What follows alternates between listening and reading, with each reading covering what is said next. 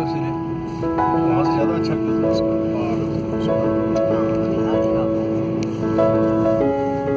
ये भी तो सुंदर है।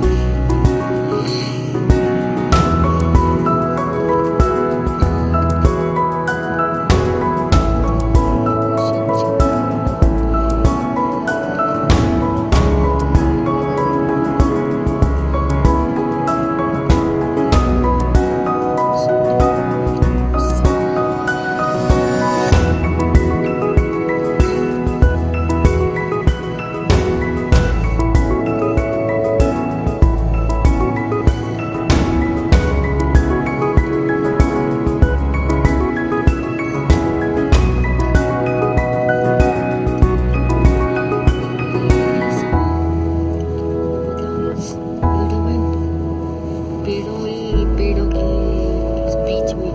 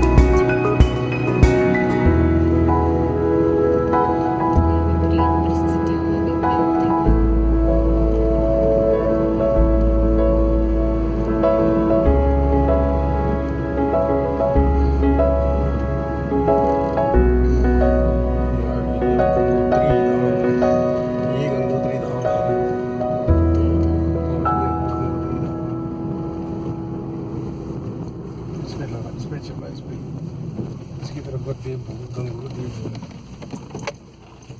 ठीक है आ गया। हाँ।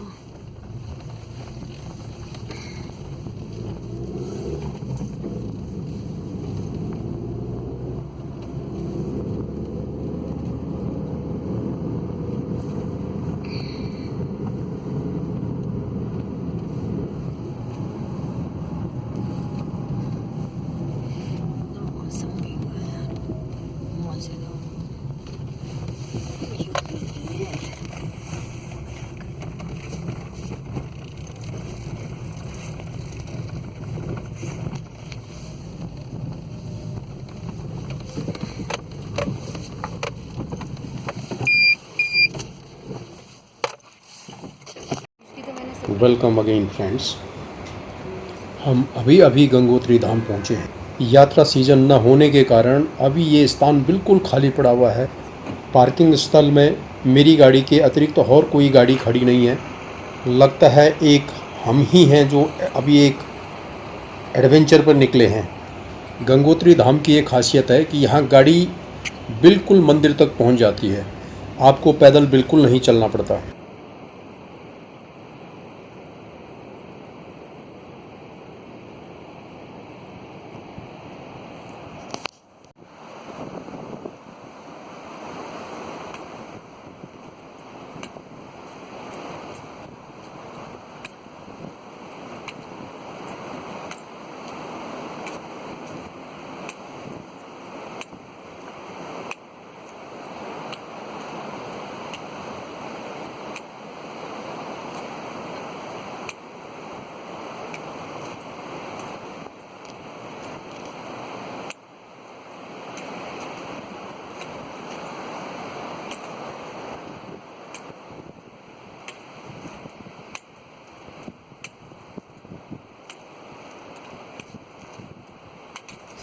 ये है भागीरथी, जो भगीरथ के भगीरथ प्रयासों व कई वर्षों की तपस्या के फलस्वरूप स्वर्ग से शिव की जटाओं से होते हुए धरती पर अवतरित हुई है। नदी का शोर और कलकल ध्वनि तो सुनाई दे रही होगी आपको।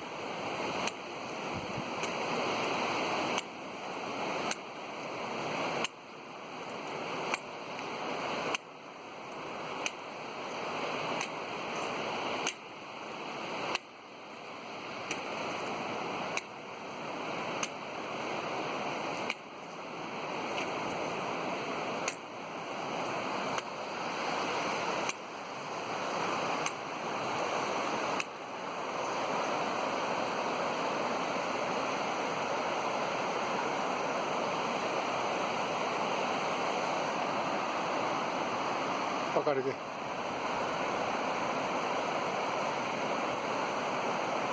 दोनों हाथों से कर, कुछ नहीं जाती तू।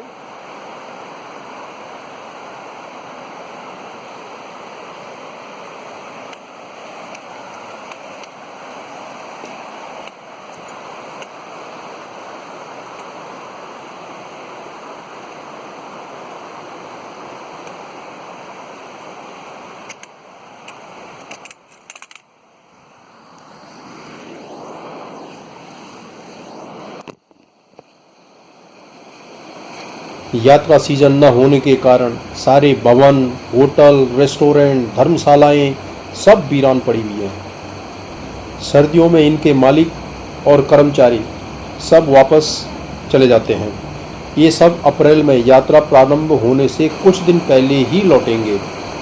हालांकि अभी इतनी बर्फ़ नहीं जमी हुई है यहाँ, अभी भागीरथी में भी इतना पानी नहीं है।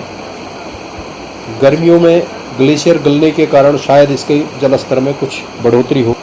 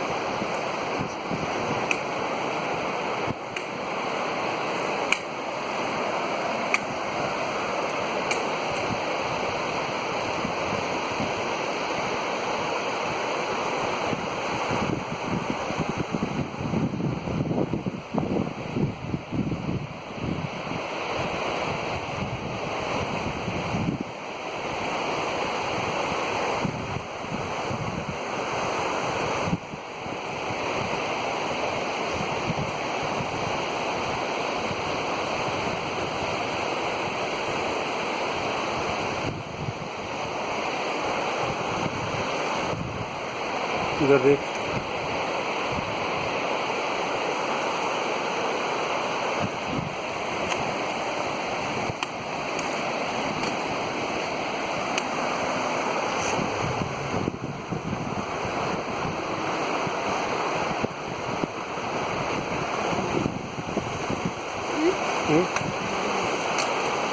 इधर से पकड़, इधर से नहीं जो मैं अपने हिसाब से बनाऊंगी, ऐसे बनाऊंगी, ऐसे बनाऊंगी। हो जाएगा।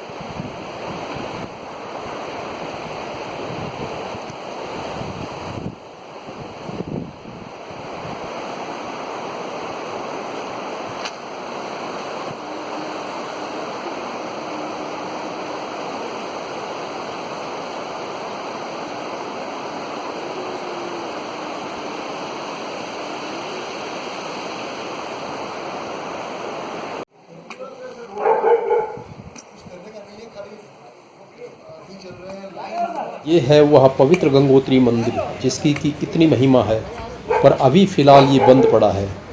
भक्तों के लिए इसके कपाट मई के प्रथम या द्वितीय सप्ताह में खुलते हैं। अभी यहाँ पर हमारे अतिरिक्त 2 साधु और एक पुजारी है, ये लोग यहीं रहते हैं। इनके अलावा कभी कभी हम जैसे लोग भी भूले भटके आ जाते हैं।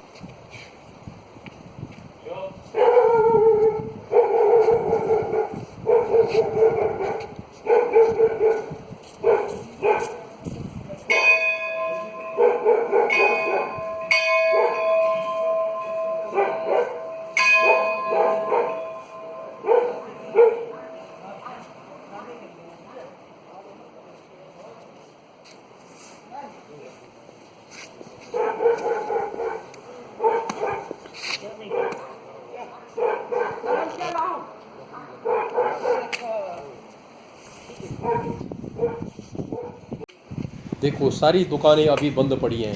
दुकानों के आगे कई इंच बर्फ जमी हुई है। यात्रा सीजन में यहाँ पाँव रखने के लिए ज़मीन नहीं मिलती हो। इतनी भीड़ दर्शनार्थियों की होती होगी यहाँ।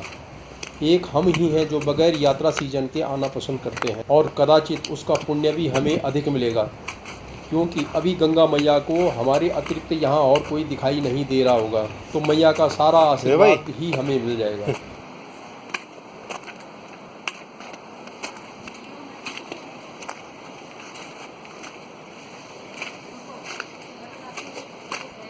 हैं? नहीं।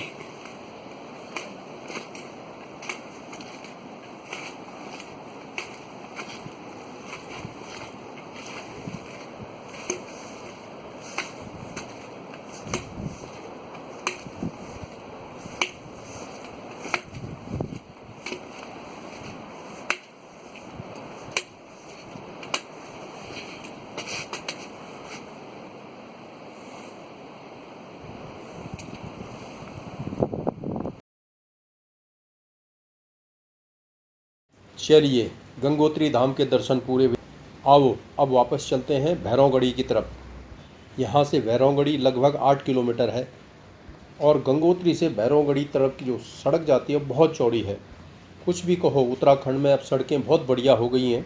गंगोत्री, यमुनोत्री, केदारनाथ, बद्रीनाथ अब इतने दुर्गम स्थान नहीं रहे।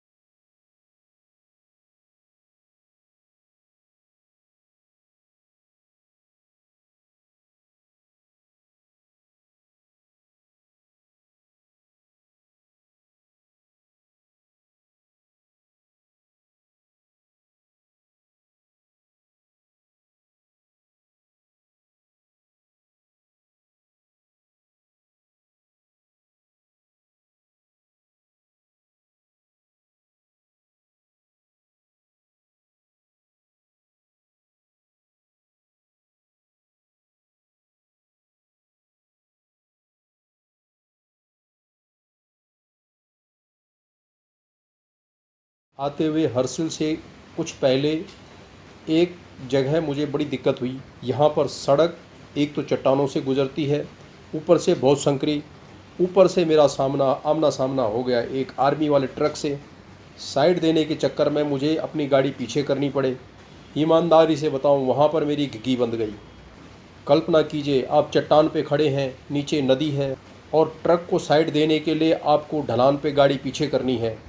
भाई साहब, ये एक वही क्षण था जब मुझे इस समय यहाँ आने के अपने निर्णय पे थोड़ा पश्चाताप हुआ था। ऐसा लगा था कि मैंने गाड़ी ला करके यहाँ गलत निर्णय ले लिया। इसके अतिरिक्त इस लंबे रूट पे मुझे कहीं भी किसी भी प्रकार के किसी भी भय का कोई आभास नहीं हुआ। ये देवभूमि है दोस्तों। यहाँ अपराध और अपराधी विरले ही देखने को मिलते हैं। कश्मीर को धरती का स्वर्ग कहा जाता है, परंतु ये जगह भी किसी स्वर्ग से कम नहीं है। वही देवदार वृक्षों के भरे जंगल, वही बर्फ़ से ढकी पर्वत की चोटियाँ। आना बनता है यहाँ एक बार अवश्य। आत्मा तृप्त हो जाएगी और इस यात्रा का संस्मरण जीवन पर्यंत साथ में रहेगा। वीडियो क्वालिटी के लिए खेद व्यक्त करता हूँ। पता होता कि यहाँ ऐसे नज़ारे मिलेंगे तो अवश्य ही अच्छी क्वालिटी का कैमरा लेके आता। कुछ ही स्थान ऐसे होते हैं, चाहे वो धार्मिक स्थल हो या पर्यटन स्थल, जहाँ अगर आप एक बार गए तो आपका बार बार आने का मन करेगा। कश्मीर, लेह लद्दाख, गंगोत्री, यमुनोत्री, केदारनाथ, बद्रीनाथ और ऑफ कोर्स केरल आदि ऐसी ही जगहें हैं